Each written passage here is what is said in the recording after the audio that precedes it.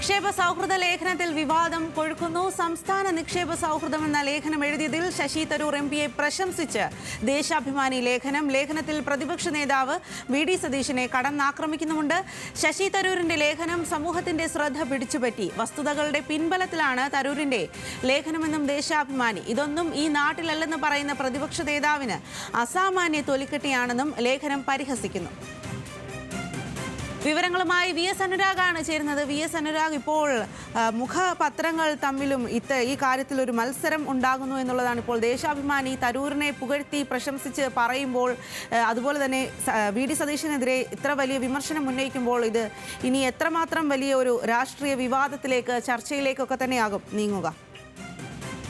നേരത്തെ സൂചിപ്പിച്ചതുപോലെ തന്നെ ശശി തരൂരിന്റെ ലേഖനം രാഷ്ട്രീയമായി കത്തിക്കയറുകയാണ് എന്നുള്ളതാണ് ഏറ്റവും പ്രധാനപ്പെട്ട കാര്യം. രാവിലെ കോൺഗ്രസ് മുഖപത്രം വീക്ഷണം ശശി തരൂരിനെ പൂർണ്ണമായും തള്ളിക്കൊണ്ട് ഒരു ലേഖനം എഴുതുമ്പോൾ, ഇപ്പോൾ ദേശാഭിമാനി പൂർണ്ണമായും അനുകൂലിച്ചുകൊണ്ടും പ്രതിപക്ഷ നേതാവിനെയും മറ്റ് കോൺഗ്രസ് നേതാക്കളെയും അതിരൂക്ഷമായി വിമർശിച്ചുകൊണ്ടുമാണ് അവരുടെ മുഖപ്രസംഗം എഴുതിയിരിക്കുന്നത്. ശശി തരൂരിന്റെ ലേഖനം സമൂഹത്തിന്റെ ശ്രദ്ധ പിടിച്ചുപറ്റി എന്നുള്ളതാണ് ദേശാഭിമാനി മുഖപ്രസംഗത്തിൽ പറയുന്നത്. വസ്തുതകളുടെ പിൻബലത്തിലാണ് ശശി തരൂർ ഈ ലേഖനം എഴുതിയിരിക്കുന്നത്. പക്ഷേ ഇങ്ങനെ നാട് ഭരണമികവിന്റെ യഥാർത്ഥ ചിത്രം കണ്ടറിയുമ്പോൾ, അനുഭവിച്ചറിയുമ്പോൾ ഇതൊന്നും ഈ നാട്ടിൽ സംഭവിക്കുന്നതല്ലെന്ന് പറയാൻ അസാമാന്യ തൊലിക്കെട്ടിയും ഉളുപ്പില്ലായ്മയും വേണം എന്നുള്ളതാണ് കോൺഗ്രസ് നേതാക്കളെയും അതുപോലെ പ്രതിപക്ഷ നേതാവ് വി.ഡി. സതീശനെയും ഉന്നം വെച്ചുകൊണ്ടുള്ള ദേശാഭിമാനി മുഖപ്രസംഗത്തിൽ വിമർശനം. മനസ്സിൽ അത്രമാത്രം കേരള വിരുദ്ധത വേണം. പ്രതിപക്ഷ നേതാവും ഒരുപറ്റം കോൺഗ്രസ് നേതാക്കളും ചില മാധ്യമങ്ങളും ഈ ഗണത്തിൽപ്പെട്ടവരാണെന്ന് പറയേണ്ടി വരുന്നതിൽ ഖേദമുണ്ടെന്നും ഈ ലേഖനത്തിലുണ്ട്.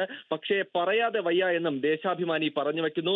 ഒന്നിനെയും അംഗീകരിക്കേണ്ടതില്ല എന്നതാണ് കോൺഗ്രസിന്റെ നിലപാട്. മാത്രമല്ല, രാഷ്ട്രീയ ശത്രുതയോടെ കേന്ദ്രം കേരളത്തെ ദ്രോഹിക്കുമ്പോഴെല്ലാം കൈയടിക്കുകയാണ് കേരളത്തിലെ പ്രതിപക്ഷം ചെയ്യുന്നത് എന്നുള്ളതാണ് വിമർശനം. അങ്ങനെ ഉള്ള കേരളം പ്രതിസന്ധികളുടെ കൊടും ചുഴിയിൽപ്പെട്ട് കഷ്ടപ്പെടണമെന്നും കരകയറരുതെന്നുമാണ് കേരളത്തിലെ കോൺഗ്രസ് ആഗ്രഹിക്കുന്നത്. ഈ നീച മനസ്ഥിതി ജനങ്ങൾ തിരിച്ചറിയുന്നുണ്ടെന്ന് മാത്രം പറയട്ടെ. തരൂരിനെയും ഇക്കൂട്ടർ തള്ളിപ്പറയുന്നത് ശരി വി.എസ്. അനുരാഗ്, എന്തായാലും ദേശാഭിമാനി തരൂരിനെ വളരെയധികം പ്രശംസിച്ച് ഒരു ലേഖനം എഴുതിയിരിക്കുകയാണ്. വീക്ഷണം തരൂരിനെതിരെയും വിമർശിച്ചും ലേഖനമുണ്ടായിരിക്കുന്നു. ഇന്നിത് വലിയ തരത്തിലുള്ള രാഷ്ട്രീയ ചർച്ചയിലേക്ക് തന്നെ നീങ്ങുമെന്നുള്ളത് ഉറപ്പാണ്.